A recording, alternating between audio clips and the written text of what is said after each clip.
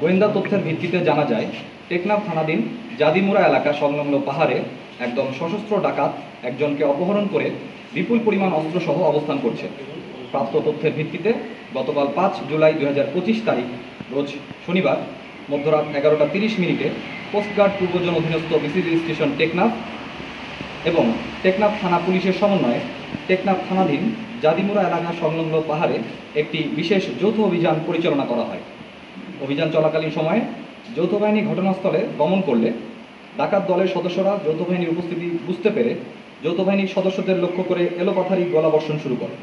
এ সময় যৌথ বাহিনী কর্তৃক আত্মরক্ষা নিমিত্তে ডাকাত দলকে লক্ষ্য করে ফাঁকা গোলাবর্ষণ করলে ডাকাত দলের সদস্যরা দৌড়ে গহীন পাহাড়ের দিকে পালিয়ে যায়।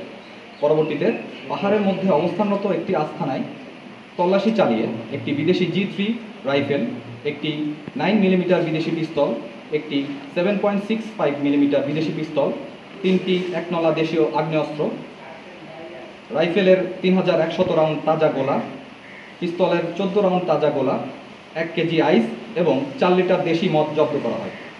পাশাপাশি উক্ত অভিযানে একজন অপহরণকৃত ব্যক্তিকে উদ্ধার করা হয়। উক্ত সময় অস্ত্র পাচারকারীরা পালিয়ে যাওয়ায় কাউকে আটক করা সম্ভব হয়নি। উদ্ধারকৃত ব্যক্তির নাম সোহেল, বয়স 21, তিনি টেকনাফ থানার পল্লনপাড়ার বাসিন্দা।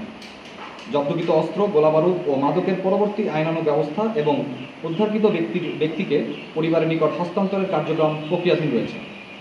দেশের আইন শৃঙ্খলা পরিস্থিতি স্থিতিশীল রাখতে বাংলাদেশ কোস্টগার্ড 24 ঘন্টার টহল জারি রেখেছে, যার মাধ্যমে কোস্টগার্ডের আওতাধীন উপকূলীয় এবং নদী তীরবর্তী অঞ্চলের আইন শৃঙ্খলা পরিস্থিতি এবং সকল ধরনের পাচার রোধ অনেকাংশে উন্নত হয়েছে।